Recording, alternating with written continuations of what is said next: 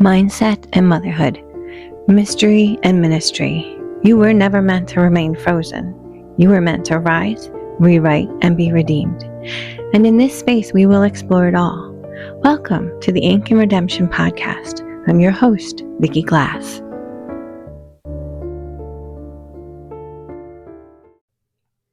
Good morning, and welcome to the second part of my Two Biggest Boogeymen series, two-part series. This episode, I'll be going over self-doubt. Self-doubt for me, which I'm sure it is for everybody, is me second-guessing myself, going over something I said in my head over and over, and that pit in my stomach where if I could just wither and die, I would. It's a sheer embarrassment. Self-doubt is a creepy, insidious thing. While anxiety traps me in a fear of the future, self-doubt robs me of everything on the inside. It's a demon whispering terrible lies to make me feel worthless. And when I feel worthless, I can't hear God's voice. It's a slippery slope when the self-doubt is indulged and allowed to run unchecked, because it leads also to a self-centeredness where I'm just constantly focused on myself and no one else around me. Everyone else around me suffers when I fall into this woe is me, I'm the victim, I'm so dumb, blah, blah, blah. What am I doing? Nothing's working out. My life isn't what it's supposed to be. These are self-indulgences, truly. And my family fades into the background. God fades into the background when I'm stuck in the self-doubt.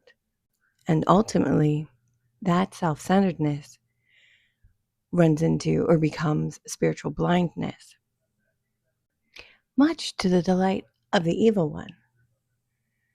I read The Screwtape Letters by C.S. Lewis. If you have not read that book, I highly recommend reading that book. It is phenomenal.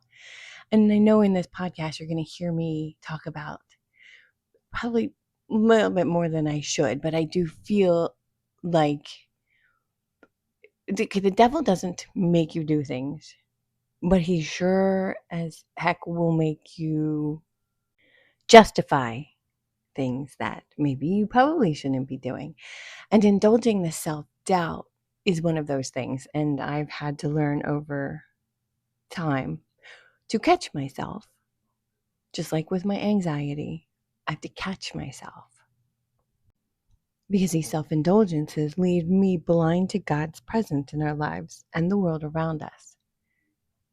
So when I am indulging it and I'm cut off from my family and Jesus, I search for little parts in the Bible that help me pull back into the presence of God, into the presence of myself and my true worth and my family's need for me as the matriarch of the family to be present. A good one is Proverbs chapter 3, verse 5 through 6. Trust in the Lord with all your heart and do not rely on your own insight. In all your ways acknowledge him and he will make straight your path. I'm making that my Bible verse of the day. I love that Bible verse. And if I could embroider, I would embroider that onto pillows. I cannot embroider, but maybe I should learn. As many of you know, I homeschool, and I am always trying to figure out what I can get my children into. And now I'm thinking maybe my daughter and I could learn embroidery together. It might be a tall order, but I could give it a try. Is another great thing about homeschooling, especially at the age that my daughter is, because this is the time in a girl's life where she becomes a little bit too self-aware and becomes extraordinarily self-conscious. So I often have to work with her through that. And I remember what it was like when I was little, always feeling like I'm not good enough. Everything I say or do makes me cringe on the inside because I haven't learned to fully accept myself yet. She's at the middle school age, and that's the toughest age, but I get to be the one to help her through it and not the worldview of the public schools. I get to control that, and that is one of my favorite parts of homeschooling, aside from the fact I get to spend all this time with my children, which I absolutely adore. But I'm sorry, I go off on tangents here and there. Back to self-doubt. According to the Catechism of the Catholic Church, this would fall under the first commandment, number 2086. The first commandment embraces faith, hope, and charity. The first commandment requires us to nourish and protect our faith with prudence and vigilance. Prudence and vigilance. Self-doubt pulls you away from that. And this is when you have to learn to recognize and pivot. I'm going to do a whole podcast on pivoting, just in life in general, and how it's absolutely necessary in order to maintain a positive mindset. Protecting our faith with prudence and vigilance cannot happen when we're mired in self-doubt. It just can't. I'm about to try to explain to you a physical feeling I get when I am stuck in self-doubt. And I don't know if it's going to make any sense to anyone. When I am trapped in a spiral of self-doubt, embarrassment, or whatever, I get this strange, heavy feeling in my ears. It's not a ringing per se. It's almost like a pressure or a heat. I know that probably sounds ridiculous. And sometimes I feel like I might be ridiculous, but there's that self-doubt again. The insecurity and that feeling, I don't like it. So for me, everything about self-doubt brings me down. So the point of this podcast is, what do I do to pull myself back up? Now that I've told you what it's like for me to be down. Number one, and very important, like ultimately the most important thing, is to step back and remember that you are deeply loved.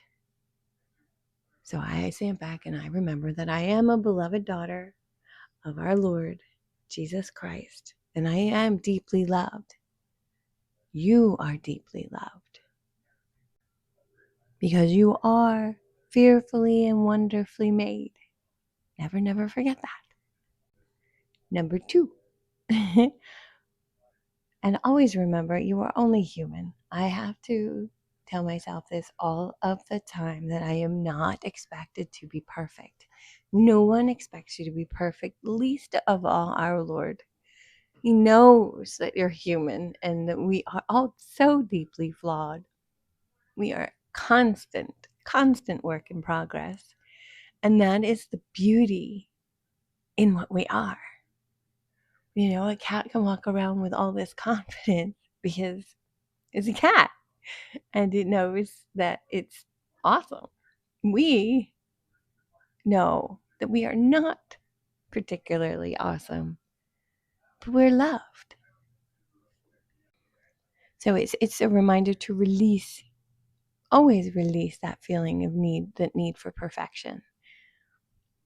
Because that can also, no, not can, it does. It leads to incredible self-doubt. And number three, always pray, always pray. Praying can recenter yourself. Praying brings you back to God and to your true self. The moment with God is pure, even if you don't know a perfect prayer. Like I tell my daughter all the time, you don't have to know the formal prayers to speak to God. Just talk to him. He's always listening and he wants to hear from you. And here's a little prayer from the saint who saved me. And I think next week may be the time to do the podcast about her, about my story, about how I came back to the Catholic faith through her. She's the one that called me back. It's my favorite story to tell. I love telling people, especially when I was in RCIA. I think they call it something different now, with my stepson when he became Catholic. I told everybody, and because I love sharing that story. It's to me it's mind blowing. So next week I think I will dedicate an entire podcast to Saint Teresa of Avila. Here is a prayer from her to help when you are in the middle of self doubt. Look it up or write this down. Let nothing disturb you. Let nothing frighten you. All things are passing away. God never changes. Patience obtains all things. Whoever has God lacks nothing. God alone suffices. Such a great prayer. I highly recommend you write that down. If you have a pretty word program, type it out. I can laminate things. I laminate prayers. I might be a big giant dork.